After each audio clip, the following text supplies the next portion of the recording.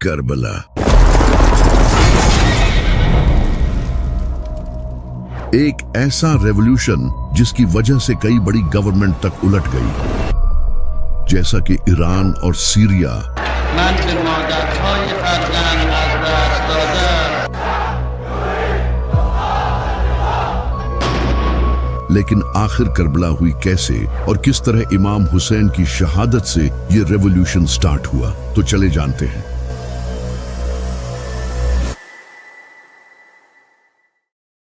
جب یزید کو معاویہ نے امام حسن علیہ السلام کی ٹریٹی توڑ کر خلیفہ بنا دیا تو اپنی موت سے پہلے معاویہ نے اپنے بیٹے یزید کو وارن کیا اور کہا کہ حسین سے ہوشیار رہنا، اگر یہ تیرے خلاف کھڑا ہوا تو تو نہیں بچے گا۔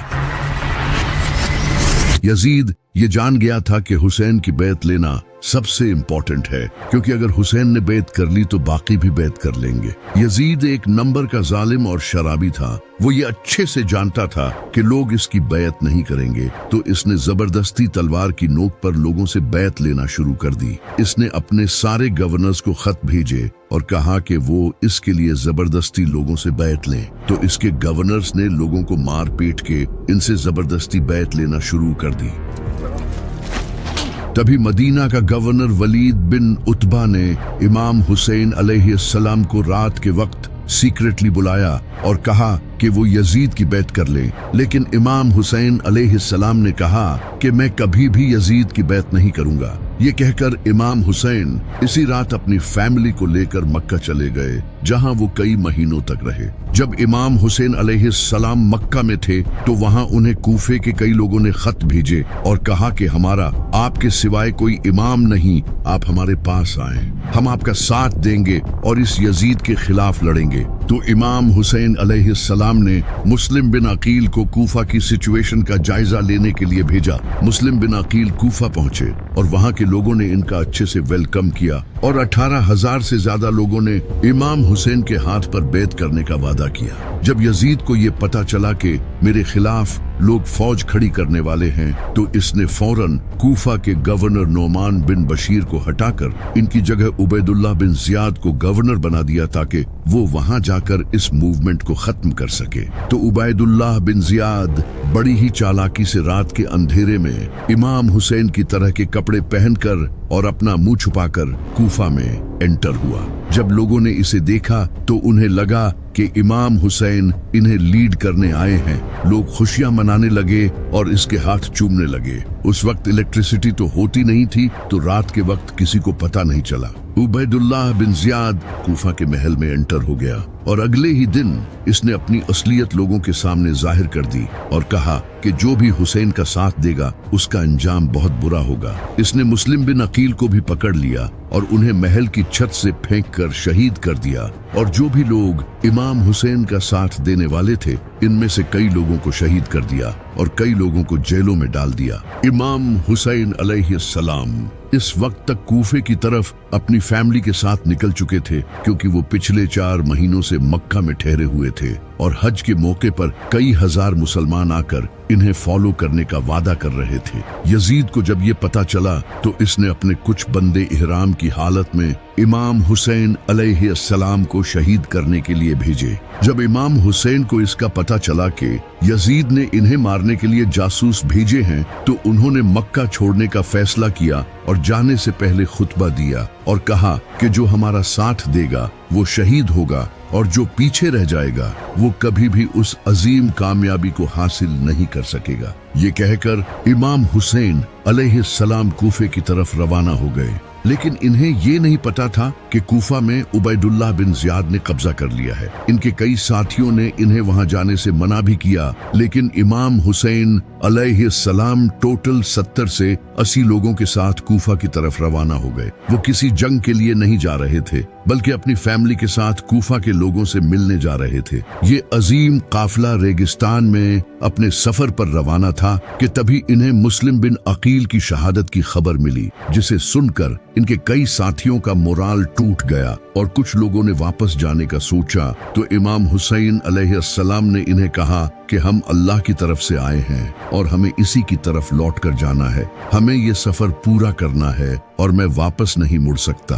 तो इसके बाद इनका काफिला वापस से कूफे की तरफ रवाना हो गया। तभी रास्ते में एक जगह जब काफिले ने क़याम किया तो इमाम हुसैन सो रहे थे। तभी उन्होंने ख्वाब में अपने नाना नबी सल्लल्लाहु अलैहि वसल्लम को देखा। आपने इमाम हुसैन अलैहिस्सलाम को फरमाया, ए हुसैन आगे बढ़ो, अल्लाह तुम्हें शहीद देखना चाहता है। तो इमाम हुसैन अलैहिस्सलाम ख्वाब से उठे और आपने अपने साथियों से ये ख्वाब शेयर किया और उन्हें कहा कि जो वापस जाना चाहते हैं वो चले जाएं, क्योंकि अब जो मेरे साथ रहेगा वो मारा जाएगा। कुछ लोग छोड़ गए लेकिन बाकी इनके साथ रहे। तो काफिला फिर से अपनी मंजिल की तरफ रवाना हो गया। तभी रास्ते में इन्हें एक और काफिला दिखाई दिया जो कि ज़ुहैर बिन कैन का काफिला था। इनकी मुलाकात इमाम हुसैन से हुई। इस मुलाकात के बाद ज़ुहैर बिन कैन ने अपनी बीवी को तलाक दे दी और कहा कि तुम बाकी सबके साथ जाओ, क्योंकि मैं अब इमाम हुसैन अलैहिस्सलाम के साथ अपनी जान दूंगा।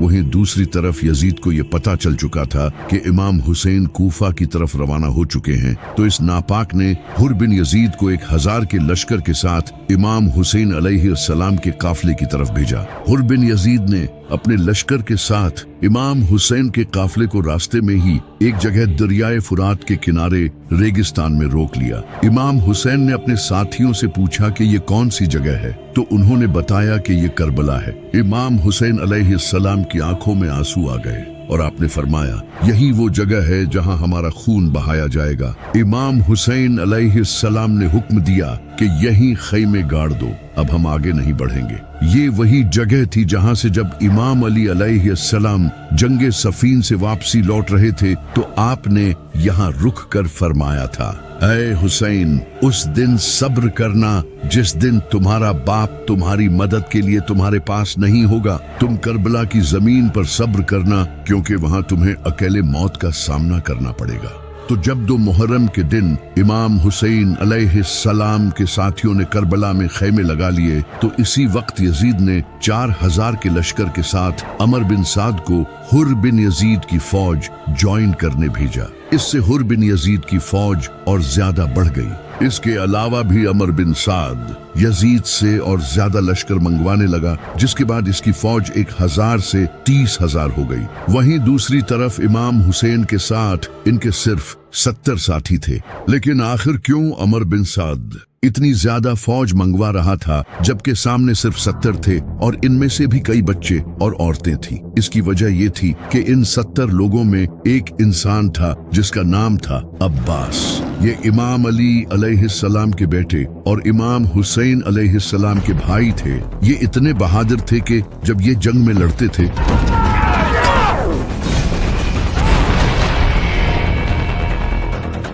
तो लोगों को लगता था कि अली लड़ रहा है। इन्हें इमाम अली अलैहिस्सलाम ने तहज्जुद में अल्लाह से मांगा था। आपने दुआ की थी, ऐ अल्लाह, मुझे ऐसा बेटा अता फरमा जो मेरे बेटे हुसैन को इसकी तन्हाई के दिन सहारा दे। मुझे ऐसा बच्चा अता कर जो हुसैन का वफादार हो, जो करबला में इसके साथ खड़ा हो, जो इसके लिए अपनी जान दे और मौत के सामने न झुके। तब जाकर अल्लाह ने उन्हें अब्बास जैसा बेटा दिया। इसी वजह से अमर बिन साद लगातार फौज मंगवा रहा था, क्योंकि सामने अब्बास खड़ा था। तो इमाम हुसैन ने कूफा के लोगों को एक खत लिखा उन्हें अपनी इस कंडीशन के बारे में बताने के लिए, लेकिन वो खत कभी कूफा के लोगों तक पहुंचा ही नहीं। इमाम हुसैन और इनके साथी शदीद प्यास बर्दाश्त कर रहे थे, क्योंकि अमर बिन साद ने 500 फौजी फुरात के किनारे खड़े कर दिए थे। इस वक्त रेगिस्तान में शदीद गर्मी थी, सूरज सर पर था, बच्चे रो रहे थे और इनके होंठ सूखे पड़े थे। यहाँ तक कि औरतें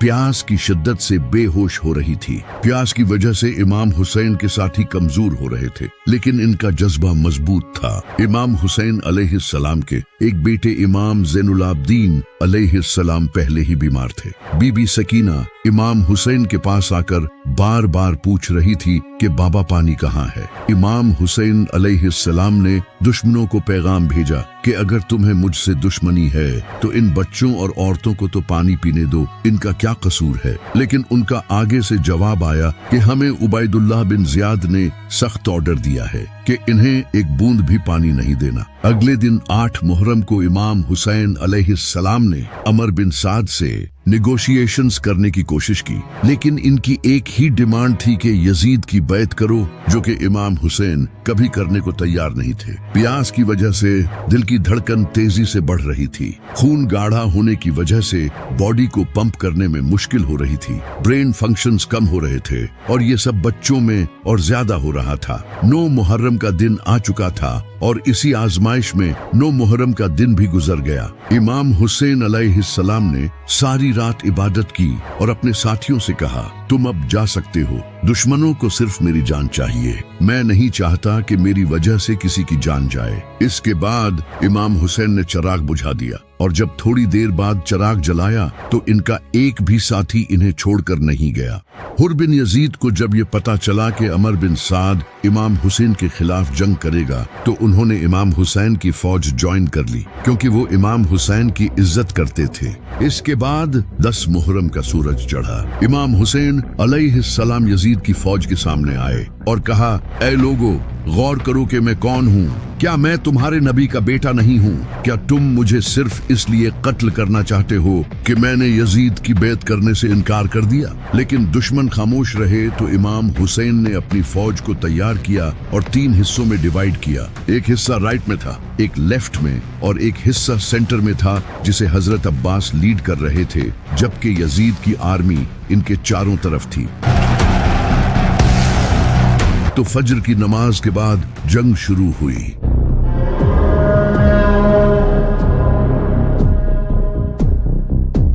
इमाम हुसैन अलैहिस्सलाम के कई साथी एक एक करके शहीद होते रहे।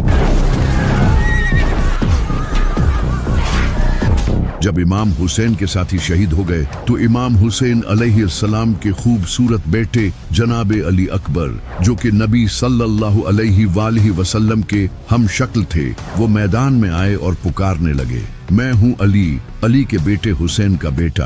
हम नबी के घर वाले हैं और अल्लाह की कसम हम कभी भी बातिल के सामने नहीं झुकेंगे। जब यजीद की फौज ने जनाबे अली अकबर के चेहरे को देखा तो वो खामोश हो गए। कुछ ने तो नजरें नीची कर ली और कुछ ने अपने चेहरे फेर लिए, क्योंकि जनाबे अली अकबर नबी सल्लल्लाहु अलैहि वसल्लम के हम शक्ल थे। ऐसा लग रहा था जैसे नबी सल्लल्लाहु अलैहि वसल्लम ही मैदान में आ गए हों। इसके बाद वो आगे बढ़े और एक के बाद एक दुश्मन को मारते गए, लेकिन दूर से किसी ने इनके सीने में नेजा मारा,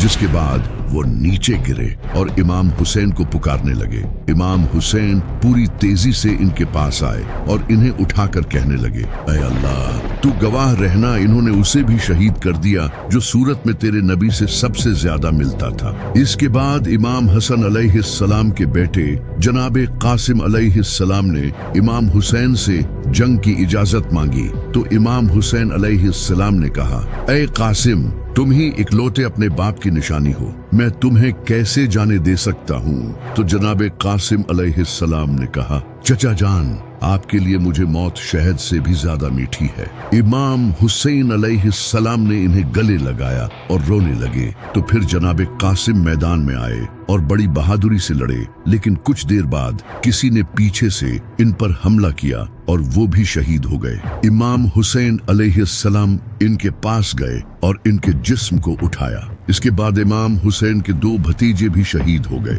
हजरत अब्बास अलैहिस्सलाम भी जंग में मसरूफ थे। जब उन्हें बच्चों के रोने की आवाज आई तो उन्होंने इमाम हुसैन अलैहिस्सलाम से पानी लाने की इजाजत मांगी। इमाम हुसैन ने उन्हें इजाजत दे दी। इसके बाद हजरत अब्बास अलैहिस्सलाम अपने घोड़े पर सवार हुए और यजीद की आर्मी को चीरते हुए फुरात की तरफ बढ़े। वो रास्ते में आने वाले हर एक को खत्म करते गए और दरिया पर पहुंच गए। वहां पहुंचकर उन्होंने पीने के लिए अपने हाथों में कुछ पानी लिया, लेकिन जैसे ही उन्हें याद आया कि इनका खानदान प्यासा है तो उन्होंने पानी अपने हाथों से गिरा दिया। इसके बाद वो अपने मशकीजे में पानी लेकर अपने घोड़े पर बैठे और वापस खेमों की तरफ बढ़ने लगे। लेकिन तभी कुछ दुश्मनों ने इनके बाजू पर हमला किया और इनका एक बाजू काट दिया। उन्होंने दूसरे हाथ में मशकीजे को पकड़ लिया, लेकिन इनका दूसरा हाथ भी काट दिया गया। तो उन्होंने अपने मुंह में मशकीजे को पकड़ लिया, लेकिन इसके बाद उन्हें शहीद कर दिया गया। इमाम हुसैन हजरत अब्बास की तरफ बढ़े तो उन्होंने कहा, भाई मुझे माफ करना, मैं आपके लिए पानी नहीं ला सका, और ये कहकर वो भी शहीद हो गए। इमाम हुसैन अलैहिस्सलाम इनकी इस शहादत से टूट चुके थे। इसके बाद इमाम हुसैन अलैहिस्सलाम अपने 6 महीने के बेटे अली असगर को इनके सामने लाए और कहा, मेरे लिए न सही, कम से कम इस बच्चे के लिए ही पानी दे दो। लेकिन एक जालिम ने जनाबे अली असगर के गले में तीर मारकर उन्हें शहीद कर दिया। इमाम हुसैन अलैहिस्सलाम ने जनाबे अली असगर के खून को ऊपर उछाला और फरमाया, ऐ अल्लाह, मेरी इस कुर्बानी को याद रखना। अब इमाम हुसैन के सारे साथी शहीद हो चुके थे और वो अकेले रह गए थे। इनके जिस्म पर कई जख्म थे और वो भी लड़कर थक चुके थे। ऊपर से प्यास की शिद्दत से जहां एक नॉर्मल इंसान के लिए हिलना तक मुमकिन नहीं होता, वो दुश्मनों के सामने डटकर खड़े थे। इमाम हुसैन अपनी फैमिली के पास गए, उन्हें अलविदा कहा और कूफा के लोगों को आखिरी खत लिखा और कहा, तुमने मुझे खत भेजकर बुलाया था, लेकिन अब तुम अपने वादे से फिर चुके हो। अब इंशाअल्लाह क़यामत के दिन मुलाकात होगी। इसके बाद वो अपने घोड़े जुल्जनाह पर सवार होकर हाथ में जुल्फिकार लिए मैदान में आए। इनके सामने हजारों का लश्कर था और वो अकेले थे, लेकिन हार मानने के लिए तैयार नहीं थे। एक तरफ वो तादाद में डायनासोर्स थे और दूसरी तरफ एक जख्मी शेर। इमाम हुसैन पूरी रफ्तार से फौज की तरफ बढ़े और अपनी तलवार से दुश्मनों को चीरने लगे। वो दुश्मनों की सफ़ें चीरते हुए आगे बढ़ते रहे। दुश्मनों की गर्दनें हवा में परिंदों की तरह उड़ रही थी। कई फौजी शौक हो गए। कुछ फौजियों ने कहा, हमने कभी किसी इंसान को इस प्यास और जख्मी हालत में लड़ते नहीं देखा। ये ऐसे लड़ रहा है जैसे ये इस दुनिया का नहीं है।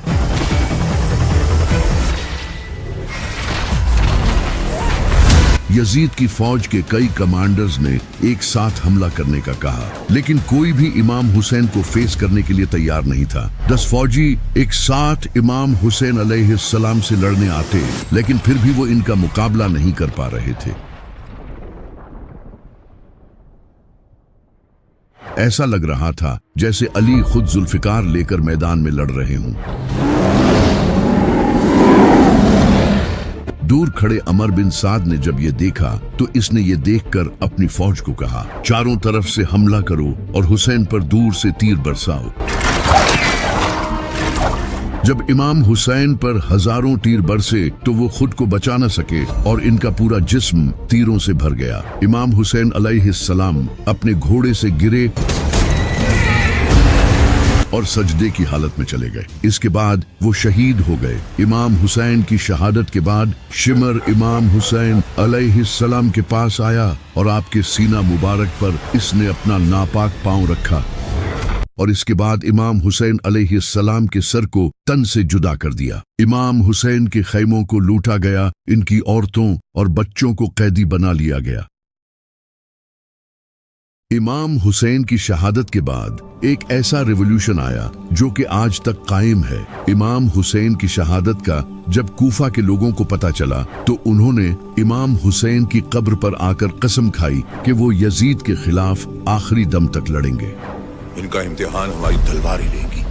इसके बाद उन्होंने यजीद के खिलाफ जंग की और शहीद हो गए। इसके बाद मक्का में अब्दुल्लाह बिन जुबैर ने यजीद की बैत करने से इनकार कर दिया। यहाँ हम उनको रोकेंगे। जिसके बाद मक्का के मुसलमानों ने यजीद से जंग की और हजारों मुसलमान शहीद हुए। ना रहम करो। इसके बाद मदीना के लोगों ने भी यजीद की बैत तोड़ दी। जब उन्हें इमाम हुसैन अलैहिस्सलाम की शहादत का पता चला और उन्होंने भी यजीद के खिलाफ जंग की और हजारों लोग शहीद हो गए। इनके कई सालों बाद काले झंडों के साथ अब्बासी खड़े हुए और उन्होंने बनु उमैया की इस जालिम हुकूमत को खत्म कर दिया। इमाम हुसैन के खून से एक ऐसा रेवोल्यूशन शुरू हो चुका था जो इनकी शहादत के सदियों बाद तक जारी रहा। जैसा कि 1979 ईरान में इनकलाब आने से पहले वहां वहाँ शाह मोहम्मद रजा पहलवी की हुकूमत थी, जो कि वेस्टर्न कंट्रीज का गुलाम बना हुआ था, जैसा कि इसराइल और अमेरिका आज जहाँ ईरान इनका सबसे बड़ा दुश्मन है। वहीं एक टाइम ऐसा भी था जब ईरान के इनके साथ काफी अच्छे रिलेशंस थे। On behalf of all of my fellow Americans in welcoming you to the United States. इस वक्त ईरान में फुल वेस्टर्न कल्चर था और रिलीजियस स्कॉलर्स तक को सप्रेस किया जाता था। तभी एक इंसान खड़ा हुआ जिसका नाम था अयतुल्लाह खोमीनी। खोमीनी ने लोगों को बताना शुरू किया कि हर दिन आशूरा का दिन है और हर जमीन करबला की जमीन है, यानी कि वो लोगों को ये कहने लगे कि हमें करबला की तरह इस यजीद के खिलाफ भी खड़ा होना पड़ेगा और ईरान में रिजीम चेंज लाना होगा। खोमीनी ने मजलिसों में लोगों को अवेयर करना शुरू किया। लोग इनकी बात समझने लगे और लब्बैक या हुसैन के नारे लगाने लगे। लोग इमाम हुसैन अलैहिस्सलाम के झंडे उठाने लगे और यहाँ तक कि कई हजारों मुसलमानों ने हुकूमत से लड़ने में अपनी जान तक दी। लोग इमाम हुसैन अलैहिस्सलाम की स्टोरी से मोटिवेट होने लगे और इसी तरह आयतुल्लाह खोमीनी ने ईरान की हुकूमत पलट दी, जिसके बाद ईरान में वेस्टर्न कल्चर खत्म करके इस्लामी हुकूमत लाई गई। ईरान की इस्लामी मूवमेंट से इंस्पायर होकर नाइजीरिया में शेख इब्राहिम ने भी शिया मूवमेंट स्टार्ट की। ये लोग भी इमाम हुसैन के नारे लगाने लगे और प्रोटेस्ट करने लगे, जिसे देखकर दिसंबर 2015 में नाइजीरिया की सिक्योरिटी फोर्सेस ने इन पर अटैक किया और 1000 से ज्यादा शिया मुसलमान शहीद हुए, जिसमें से 3 तो शेख इब्राहिम के बेटे थे। शेख इब्राहिम और उनकी बीवी को गोली मारी गई और बगैर किसी मुकदमे के इन्हें जेलों में डाल दिया गया। इसी तरह इराक के लोगों ने हुकूमत की करप्शन, गुर्बत और अमेरिका की फॉरेन इंटरफेरेंस से तंग आकर हुकूमत के खिलाफ प्रोटेस्ट शुरू कर दिए। Iraq is dealing with a fourth day of violent anti-government protests. ये प्रोटेस्टर्स खुद को हुसैन और हुकूमत को यजीदी बोलने लगे।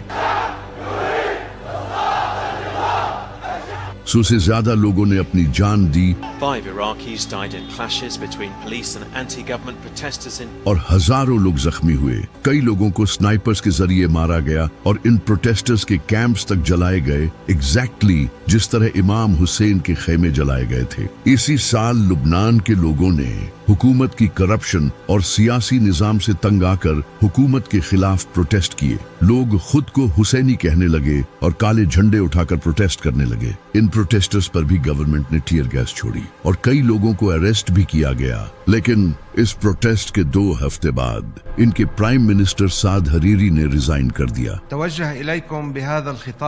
इसी तरह 2011 में बहरीनी प्रोटेस्ट हुए, जब बहरीन में शिया मेजॉरिटी पर सुन्नी हुकूमत थी और शिया को ऑप्रेस किया जा रहा था, तो उन्होंने भी प्रोटेस्ट शुरू कर दिए। इनके अलावा 2020 में इंडियन प्रोटेस्ट, इसी साल ब्लैक लाइव्स मैटर प्रोटेस्ट और पाकिस्तान में भी प्रोटेस्ट किए गए हैं, जिनके पीछे की इंस्पिरेशन करबला थी। यही वो रेवोल्यूशन है जो इमाम हुसैन ने अपने खून से शुरू किया, जिसे आज बहुत से लोग नहीं जानते। इस्लाम खुद एक पॉलिटिकल रिलीजन है। नबी सल्लल्लाहु अलैहि वसल्लम खुद एक पॉलिटिशियन थे। आपने काफिरों से डील की और इस्लाम को एस्टैब्लिश किया। इसी तरह पहले खलीफा हजरत अबू बकर रजी अल्लाह तआला अन्हु भी एक पॉलिटिशियन थे और हजरत उमर रजी अल्लाह तआला अन्हु, जिन्होंने रोमन और पर्शियन एम्पायर्स के खिलाफ जंगें की और इससे इस्लाम पूरी दुनिया में फैला। इमाम अली अलैहिस्सलाम भी पॉलिटिशियन थे, जो कि हजरत अबू बकर, उमर और उस्मान के दौर में